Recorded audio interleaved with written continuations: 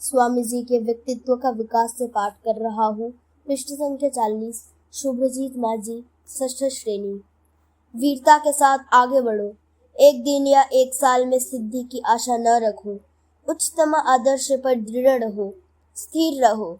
स्वार्थपरता व ईर्ष्या से बचो। आज्ञा पालक बनो। सत्य, मानवता और अपने देश के प्रति चिरकाल तक निष्ठावान बने रहो और तुम संसार को हिला दोगे।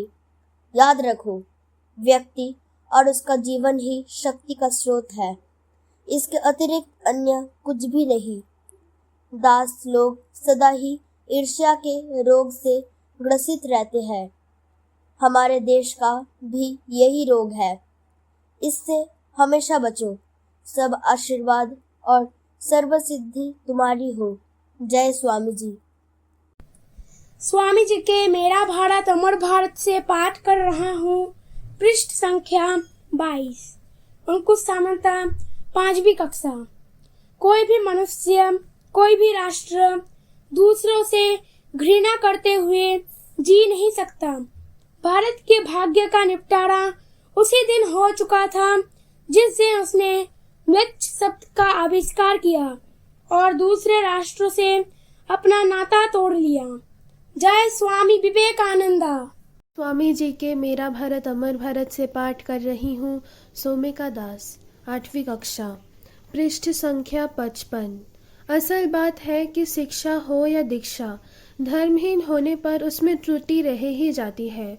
धर्म को केंद्र बनाकर स्त्री शिक्षा का प्रचार करना होगा। धर्म के अतिरिक्त दूसरी शिक्षाएं गौण होंगी।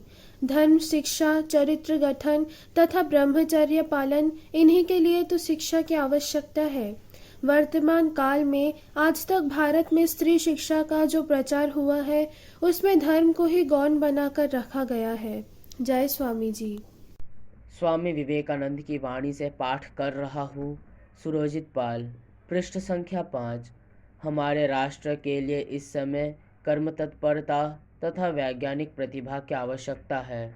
महान तेज, महान बल तथा महान उत्साह की आवश्यकता है। अबलापन से क्या यह कार्य हो सकता है? उद्योगिनं पुरुष सिंह उपैति लक्ष्मी ही।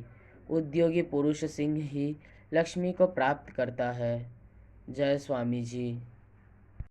स्वामी जी के मेरा भारत अमर भारत से पाठ कर रहा हूँ। पृष्ठ संख्या 22। अपूर्वा समंता, कक्षा 3। तुम लोगों में संगठन की शक्ति का एकदम अभाव है। वही अभाव सब अनर्थों का मूल है। मिलजुल कर कार्य करने के लिए कोई भी तैयार नहीं। संगठन के लिए सर्वप्रथम आज्ञा पालन की आवश्यकता है। जय स्वामी विवेकानंद। स्वामी जी के मेरा भारत अमर भारत से पाठ कर रही हूँ। अंकुशी शाजमल, 10वीं कक्षा। पृष्ठ संख्या 126। डरो मत मेरे बच्चों। अनंत नक्षत्र खचित आकाश की ओर भयभीत दृष्टि से ऐसे मत ताको मानो वह तुम्हें कुचल ही डालेगा। धैर्य रखो, देखोगे कुछ ही घंटों में वह सब का सब तुम्हारे पैरों तले आ गया है। धैर्य रखो।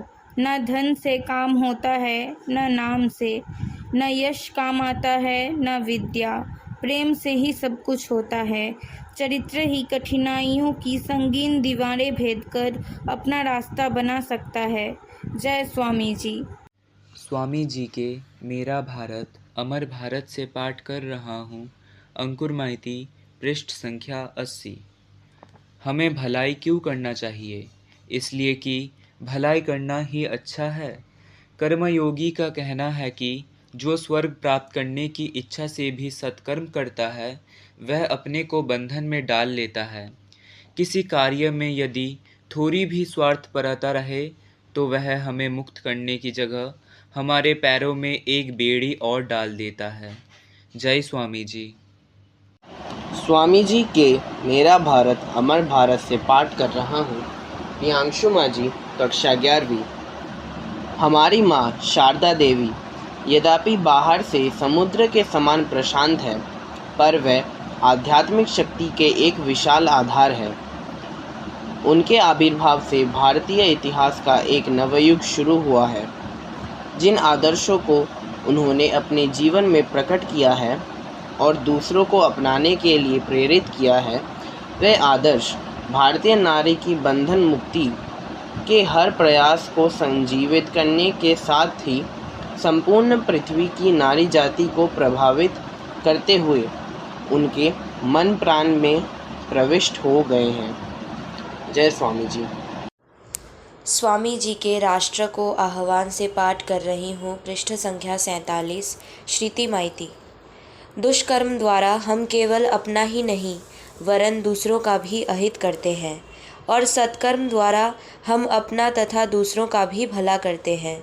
कर्म योग के अनुसार बिना फल उत्पन्न किए कोई भी कर्म नष्ट नहीं हो सकता। प्रकृति की कोई भी शक्ति उसे फल उत्पन्न करने से नहीं रोक सकती।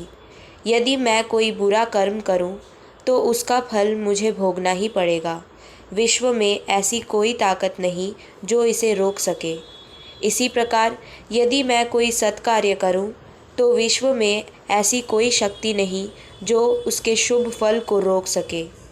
जय स्वामी जी।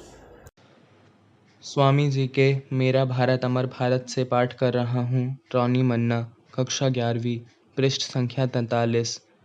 भारत का पुनरुत्थान होगा, पर जड़ की शक्ति से नहीं वरन आत्मा की शक्ति से।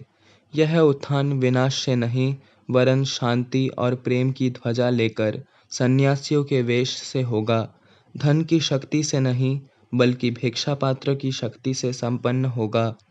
अपने समक्ष मैं एक स्पष्ट दृश्य देख रहा हूँ कि हमारी यह प्राचीन माता एक बार पुनः जागृत होकर नव यौवनपूर्ण और पूर्व से कहीं अधिक महिमान्वित होकर अपने सिंहासन पर विराजित है।